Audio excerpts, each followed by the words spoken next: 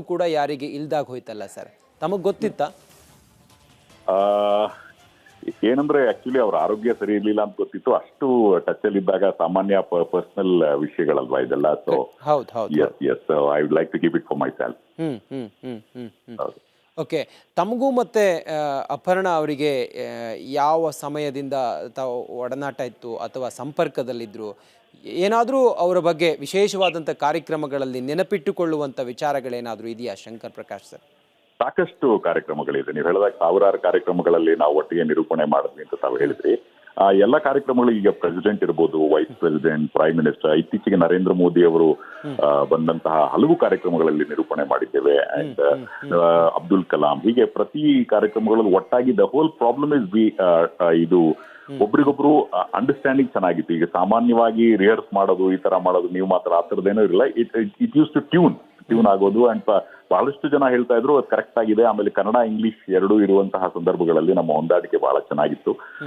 ಸಾಕಷ್ಟು ಜನ ಹೇಳ್ತಾ ಇದ್ರು. ಸೊ ಹಲವು ಜ್ಞಾಪಕ ಇಟ್ಕೊಳ್ಳುವಂತಹ ಹಲವು ವಿಷಯಗಳಿದೆ. ಅಂಡ್ ಬಹಳ ಅತ್ಯುತ್ತಮವಾಗಿರ್ತಕ್ಕಂಥ ವ್ಯಕ್ತಿ. ಎಲ್ಲಕ್ಕಿಂತ ಹೆಚ್ಚಾಗಿ ಪ್ರತಿಭೆ, ಟ್ಯಾಲೆಂಟ್ ಅನೇಕ ಜನರಲ್ಲಿದೆ. ಆದ್ರೆ good human being, she was a very very good human being, very friendly. And ಅದು ಬಹಳ ಮುಖ್ಯವಾಗಿರ್ತಕ್ಕಂಥ ಹಲವು ನೆನಪುಗಳಿದೆ. ಅನೇಕ ಕಡೆ ನಮ್ಮನ್ನ ಹೊಗಳಿದ್ದಾರೆ. Both of you the combination of probably the best in India ಅಂತಾನೆ ಹೇಳ್ತಾ ಇದ್ರು ಬಹಳಷ್ಟು ಜನ. So S Shankar Prakash sir, ಇನ್ನು ತಾವು ಅವರ ಜೊತೆಯಲ್ಲಿದ್ದಾಗ ಅಥವಾ ಜೊತೆಯಲ್ಲಿ ನಿರೂಪಣೆ ಮಾಡ್ತಿದ್ದಾಗ ಅವರ ಭಾಷೆ, ಕನ್ನಡದ ಹಿಡಿತ ಏನಿದೆಯಲ್ಲ, ಮಾತಾಡುವಂಥ ಭಾಷೆ ಮತ್ತು ಇನ್ನೊಬ್ಬರಿಗೆ ಬಗ್ಗೆ ಅವರು ಆಡುವಂಥ ಮಾತುಗಳು, ಇದೆಲ್ಲವೂ ಕೂಡ ನೋಡಿದಾಗ ಅವರು ಕನ್ನಡದ ಮೇಲಿರುವಂಥ ಹಿಡಿತ ಮತ್ತು ಭಾಷೆ ಮೇಲಿಡಿರುವಂಥ ಹಿಡಿತ ಮತ್ತು ಅಭಿಮಾನ ಅದೆಲ್ಲವೂ ಕೂಡ ಕಾಣಿಸ್ತಾ ಇತ್ತು. ತಾವು ಹೇಗೆ ಸೂಕ್ಷ್ಮವಾಗಿ ಗಮನಿಸ್ತಿದ್ರಿ ಸರ್ ಅವರನ್ನು? ಗಮನಿಸೋದೇ ಬೇಡ, ಈಗ ನೀವು ಹೇಳಿದ್ರಲ್ಲ ಅದನ್ನ ಪ್ರತಿಯೊಬ್ಬರಿಗೂ ಗೊತ್ತಾಗ್ತಾ ಇತ್ತು. ಎಲ್ಲಕ್ಕಿಂತ ಹೆಚ್ಚಾಗಿ ಈಗ ಒಂದು ಕಂಟೆಂಟ್ ಇರಬೇಕು ಅನ್ನೋದು. ಅಂದ್ರೆ ಈಗ ನಾವು ಯಾವುದೇ ಕಾರ್ಯಕ್ರಮ ಮಾಡಿದಾಗ ಮಾತಾಡ್ಬೋದು, ಆದ್ರೆ ಅಲ್ಲಿರ್ತಕ್ಕಂಥ ಅಂಶಗಳು, ಸೂಕ್ಷ್ಮ ಅಂಶಗಳನ್ನ ಕಾರ್ಯಕ್ರಮದಲ್ಲಿ ಹೇಗೆ ಜನರಿಗೆ ತಲುಪಿಸ್ಬೇಕು. ಈ ಹಿನ್ನೆಲೆಯಲ್ಲಿ ಯಾರೋ ಒಬ್ರು ಭಾಷಣ ಮಾಡಿದ್ರೆ 20 ನಿಮಿಷ 25 ನಿಮಿಷ ಅದ್ರ ಒಂದು ಸಾರವನ್ನ ಅತ್ಯಂತ ಆನ್ ದ ಸ್ಪಾಟ್ ಮಾಡುವಂತಹ ನಿಟ್ಟಿನಲ್ಲಿ ಇಬ್ಬರಿಗೂ ಹೊಂದಾಣಿಕೆ ಬಹಳ ಚೆನ್ನಾಗಿತ್ತು ಕಾರ್ಯಕ್ರಮಗಳಲ್ಲಿ. ಆ ಹಿನ್ನೆಲೆಯಲ್ಲಿ ಅವರು ಅತ್ಯುತ್ತಮವಾದ ಸಾಕಷ್ಟು ನಾಲೆಡ್ಜ್ ಇತ್ತು. ಹಿನ್ನೆಲೆಯಲ್ಲಿ ಈಗ ಸಾಹಿತ್ಯ ಇರ್ಬೋದು, ಸಿನಿಮಾ ಇರ್ಬೋದು, ಯಾವುದೇ ರಂಗದಲ್ಲಿ, ರಾಜಕೀಯ ಇರ್ಬೋದು, ಹೀಗೆ ಹಲವು ರಂಗಗಳಲ್ಲಿ ಸಾಕಷ್ಟು ನಾಲೆಡ್ಜ್ ಇರುವಂತಹ ಹಿನ್ನೆಲೆಯಲ್ಲಿ ಅದು ಸುಲಭ ಆಗ್ತಾ ಇತ್ತು. ಜೊತೆಗೆ ಅವರ ಕನ್ನಡದ ಮೇಲಿನ ಹಿಡಿತದಿಂದ ಏನಾಗ್ತಾ ಇತ್ತು ಅಂದ್ರೆ ಅದಕ್ಕೆ ಇನ್ನೂ ಮತ್ತು ಮೇರು ಎತ್ತರಕ್ಕೆ ಹೋಗ್ತಾ ಇತ್ತು ಆ ನಿರೂಪಣೆ ಕಾರ್ಯ. ಇತ್ತೀಚಿನ ದಿನಗಳಲ್ಲಿ ಕನ್ನಡ ಅನ್ನೋದು ಬಹಳ, ನೀವು ನೋಡಿದಿರಾ, ಕನ್ನಡ ಇಸ್ ಬಿಕಮ್ ಕಂಗ್ಲಿಷ್. ಜೊತೆಗೆ ಅಲ್ಪಪ್ರಾಣ ಮಹಾಪ್ರಾಣದ ಯಾವುದೇ ರೀತಿಯಾದಂತಹ ಗಂಧಗಾಳಿ ಇಲ್ಲದಂತೆ ನೇರವಾಗಿ ಮಾತಾಡ್ತಾ ಇರ್ತಾರೆ. ಅಂದ್ರೆ ಈ ಅಲ್ಪಪ್ರಾಣ ಮಹಾಪ್ರಾಣದ ಬಗ್ಗೆ, ಭಾಷೆ ಶುದ್ಧತೆ ಬಗ್ಗೆ ಅವರು ಅಪಾರವಾಗಿರ್ತಕ್ಕಂಥ ಕಾಳಜಿ ವಹಿಸ್ತಾ ಇದ್ರು. ಇದು ಬಹಳ ಮುಖ್ಯ. ಇದು probably one of the motivating factor ಅಂತ ಹೇಳ್ಬೇಕು. ನಾವು ಮಾಡ್ಬೇಕಾದ್ರೆ ಬಹಳ ಹುಷಾರಾಗಿರ್ಬೇಕು. ಯಾಕಂದ್ರೆ ನಾವು ಯಾವುದೇ ತಪ್ಪು ಮಾಡ್ತಾ ಇರ್ಲಿಲ್ಲ. ಆ ಕಾರಣದಿಂದ ಒಂದು ತಪ್ಪಾದ್ರೂ ಸಹ ಬಹಳ ಬೇಜಾರಾಗ್ತಾ ಇತ್ತು ಅವ್ರಿಗೆ, ಅಯ್ಯೋ ಈ ತರ ಆಯ್ತಲ್ಲ ಅಂತ. ಸೊ ಆತರ ಮೇಜರ್ ಯಾವುದೂ ಆಗ್ಲಿಲ್ಲ. ಸೊ ಈ ಹಿನ್ನೆಲೆಯಲ್ಲಿ ಭಾಷೆ ಮೇಲೆ ಅವರು ಸಾಕಷ್ಟು ಅತ್ಯಂತ ಆಸ್ಥೆಯಿಂದ ಬಹಳ ಸೀರಿಯಸ್ ಆಗಿ ಅದ್ರ ಬಗ್ಗೆ ಗಮನ ಕೊಡ್ತಾ ಇದ್ರು. ಯಾವುದೇ ಒಂದು ಇದಾಗಬೇಕಾದ್ರೂ ಸಹ ಅದು ಪರ್ಫೆಕ್ಟ್ ಆಗಿ ಹೋಗ್ಬೇಕು, ಐದರ್ ಆನ್ ಏರ್ ಆರ್ ಅಥವಾ ಈ ಸಾರ್ವಜನಿಕ ಕಾರ್ಯಕ್ರಮಗಳಲ್ಲಿ. ಆ ಕಾರಣದಿಂದನೇ ಬಹುಶಃ ಇದೆ ಪ್ರತಿಭೆಗೆ ಸಿಕ್ಕ ಪುರಸ್ಕಾರ ಅಂತ ಹೇಳ್ಬೇಕು. ಇದು ಯಾವುದೇ ರೀತಿಯಾದಂತಹ ಇನ್ಫ್ಲೂಯೆನ್ಸ್ ಇಲ್ಲ, ಏನಿಲ್ಲ. Just because of talent we are called. ಅದು ಬಹಳ ನಾವು ನೆನ್ಪಿಟ್ಕೊಳ್ಬೇಕಾಗಿದೆ. ಶಂಕರ್ ಪ್ರಕಾಶ್ ಸರ್, ತಾವು ಅಪರ್ಣಾ ಅವರನ್ನ ಯಾವಾಗ ಕೊನೆಯದಾಗಿ ಭೇಟಿ ಮಾಡಿದ್ರಿ, ಮತ್ತೆ ಕೊನೆ ಭೇಟಿಯಲ್ಲಿ ಏನೇನು ಮಾತಾಡಿದ್ರಿ, ಮತ್ತೆ ಅವರ ಆರೋಗ್ಯದ ಬಗ್ಗೆ ತಾವೇನಾದರೂ ವಿಚಾರ ಮಾಡಿದ್ದಿದ್ಯಾ? ಅವರ ಅನಾರೋಗ್ಯ ಅಂತ ಹೇಳಿ ತಮಗೆ ಗೊತ್ತಾದಾಗ ತಾವು ವಿಚಾರ ಮಾಡಿದ್ದಿದ್ಯಾ? ವಿಚಾರ ಮಾಡಿದ್ದೇ ಇದೆ. ಅವರ ಹಸ್ಬೆಂಡ್ ಜೊತೆಗೆ ನಾಗರಾಜ್ ವಸ್ತಾರ ಜೊತೆ ರೆಗ್ಯುಲರ್ ಟಚ್ ಅಲ್ಲಿ ಇದ್ದೆ ನಾನು. 3 days ಬ್ಯಾಕ್ ಮಾತಾಡೋದು. ಇತ್ತೀಚೆಗೆ ಒಂದು ಈ ಪರಿಸರ ಪ್ರೋಗ್ರಾಮ್ ಆಯ್ತು, ಪರಿಸರದ ಈ ಕಂಠೀರವ ಇಂಡೋರ್ ಸ್ಟೇಡಿಯಂದಲ್ಲಿ. ಅದನ್ನ ನಾನು ನಿರೂಪಣೆ ಮಾಡಿದೆ. ಸಾಮಾನ್ಯವಾಗಿ ಕಾರ್ಯಕ್ರಮದಲ್ಲಿ ಒಬ್ಬ ನಿರೂಪಣೆ ಮಾಡಿದಾಗ ಯಾಕೆ ಅಪರ್ಣಾ ಬರ್ಲಿಲ್ವಾ ಅಂತ ಸಾಮಾನ್ಯ ಕೇಳೋದು, ಅದು ರೆಗ್ಯುಲರ್ ಇದಾಗ್ತಾ ಇತ್ತು. ನಮ್ಮಿಬ್ಬರ ಕಾಂಬಿನೇಷನ್ ಹಂಗಿತ್ತು ಸರ್. ಥ್ಯಾಂಕ್ ಯು, ಧನ್ಯವಾದಗಳು. ಅದಕ್ಕೆ ಮೊನ್ನೆ ಕಾರ್ಯಕ್ರಮದಲ್ಲಿ ನಾನು ಒಬ್ಬನೇ ಮಾಡಿದೆ, ಯಾಕೆ ಸರ್ ಮೇಡಮ್ ಬರ್ಲಿಲ್ವಾ ಅಂತ ಕೇಳಿದ ತಕ್ಷಣ I just called up 3-4 days back. ಅವಾಗಿಲ್ಲ ಪ್ರಕಾಶ್, ಸ್ವಲ್ಪ ಹುಷಾರಿಲ್ಲ, I am just recovering. So ನಾನು ನನ್ನ ವೈಫ್ಗೂ ಸಹ ಚೆನ್ನಾಗಿ ಗೊತ್ತು. ಆಮೇಲೆ ಸ್ವಲ್ಪ ಡಿಸ್ಟೆಂಟ್ ರಿಲೇಟಿವ್ ಸಹ ಆದ್ರು. ನನ್ನ ವೈಫ್ ಕಸಿನ್ ಕಡೆಯಿಂದ ಅವ್ರ ಹತ್ರ ಸಂಬಂಧ. ನಾವು ಆ ಕಾರಣದಿಂದ ಮನೆಗೆ ಬರ್ತೀವಿ ಅಂದ್ರೆ ಎಲ್ಲ ಬನ್ನಿ, ನೀವು Anita is my wife, so ನೀವಿಬ್ರು ಬನ್ನಿ ಪ್ರಕಾಶ್ ಅಂತ ಹೇಳಿದ್ರು. So we are just planning ಯಾವಾಗ ಹೋಗೋದು ಏನು ಅನ್ನೋಷ್ಟರಲ್ಲಿ all of a sudden shocking ಇಷ್ಟು ಬೇಗ ಬರುತ್ತೆ ಅಂತ ನಮಗೂ ಊಹಿಸಿರ್ಲಿಲ್ಲ. It's really very shocking and very hurting. ಹಾಂ ಹಾಂ.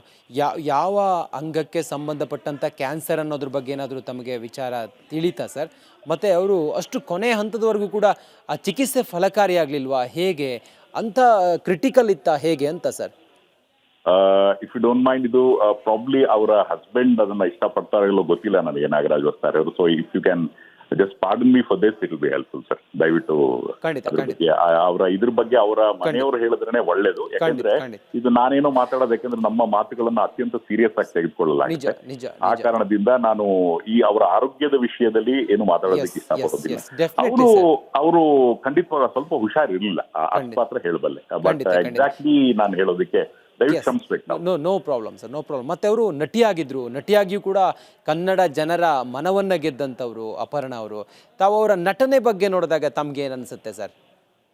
ನನಗೆ ನಟನೆಗಿಂತ ಹೆಚ್ಚಾಗಿ ಅವರು ನಿರೂಪಣೆನೇ ಹೆಚ್ಚಾಗ್ತಾ ಇತ್ತು. ಇನ್ಫ್ಯಾಕ್ಟ್ ಮಜಾ ಟಾಕೀಸ್ ಕಾರ್ಯಕ್ರಮದಲ್ಲೆಲ್ಲ ನಾನು ಹೇಳಿದಾಗ ಅದೊಂಥರ ಬೇರೆ ತರದ್ದು ಅವ್ರಿಗೆ ಖುಷಿ ಕೊಡುತ್ತೆ ಅಂತ ಮಾಡ್ತಾ ಇದ್ರು. ಬಟ್ ಪರ್ಸನಲಿ ನಾನು ಹೇಳ್ತಾ ಇದ್ದೆ, ಲೈಕ್ ಏನೋ ಪ್ರೆಸಿಡೆಂಟ್ ಪ್ರೋಗ್ರಾಮು ಎಲ್ಲ ಪ್ರೋಗ್ರಾಮ್ ಎಲ್ಲ ಮಾಡ್ತಾ ಇದ್ದಲ್ಲ. ಸೊ ಆ ರೀತಿ ಒಂದು ಬೇರೆ ರೀತಿಯಾದಂತಹ ಟ್ಯಾಲೆಂಟು ನಿಮ್ಮಲ್ಲಿ ಇದೆಯಾ ಅನ್ನೋದು ಬಹಳ ಖುಷಿ ಆಯ್ತು ನನಗೆ. ಆಕ್ಚುಲಿ ಈ ರೀತಿಯಾದಂತಹ ಒಂದು ಪ್ರತಿಭೆ ಇದೆ ಅಂತ ಅವ್ರು ನಟಿಯಾಗಿ ಗುರುತಿಸ್ಕೊಂಡ್ರು. ಅದು ನಿಮ್ಗೆ ಜ್ಞಾಪಕ ಇರ್ಬೋದು, ದೂರದರ್ಶನ, ಚಂದನ ವಾಹಿನಿ, ಇವೆಲ್ಲ ಸ್ಟ್ರಾಂಗ್ ಫೌಂಡೇಶನ್. ಏನೇ ಹೇಳಿ, ಈ ದೂರದರ್ಶನ, ಚಂದನ ಇರುವಂತ ನಾವು ಸಹ ನ್ಯೂಸ್ ಎಲ್ಲ ಮಾಡ್ತಾ ಇರ್ಬೇಕಾದ್ರೆ ಅದೊಂದು ಭದ್ರ ಬುನಾದಿ ಕನ್ನಡದ ಸೇವೆಯ ನಿಟ್ಟಿನಲ್ಲಿ. ಇದರಲ್ಲಿ ಸಾಕಷ್ಟು ಪ್ರತಿಭಾವಂತರವರು.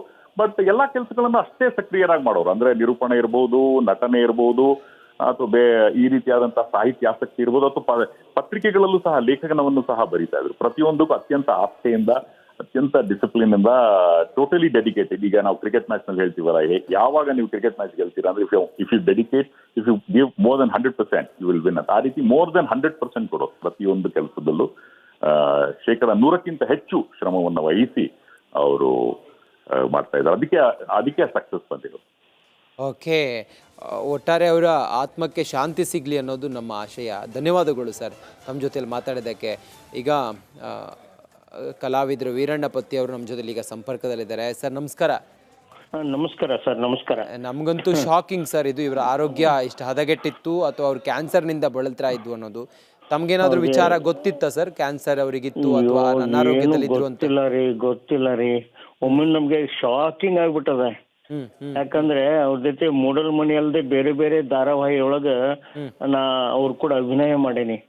ಬಹಳ ಅಗದಿ ಸರಳವಾಗಿ ಅಭಿನಯ ಮಾಡುವಂತ ಒಬ್ಬ ಕಲಾವಿದೆ. ನಿಜವಾಗ್ಲೂ ಅದನ್ನ ನಾವು ಹೆಂಗ್ ಅರ್ಗಿಸ್ಕೋಬೇಕು ಅಂತಾನೆ ನಮಗ್ ಗೊತ್ತಾಗ್ತಿಲ್ಲ. ಹೌದು.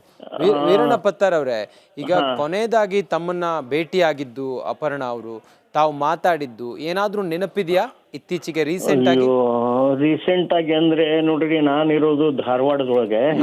ನಾನು ಸೀರಿಯಲ್ಗೋಸ್ಕರ ಬೆಂಗಳೂರಿಗೆ ಬರ್ತಿದ್ದೆ.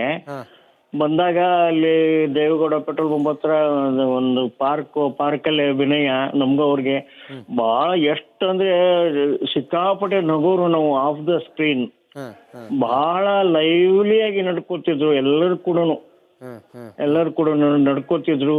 ಅದ್ರ ನಂತರ ನಮ್ಗೆ ಎಲ್ರಿ ನಾವಿಲ್ಲಿ ಧಾರವಾಡದಾಗ ಇರೋದು, ಅವ್ರ ಅಲ್ಲಿ. ಆಮೇಲೆ ಧಾರವಾಡದೊಳಗೆ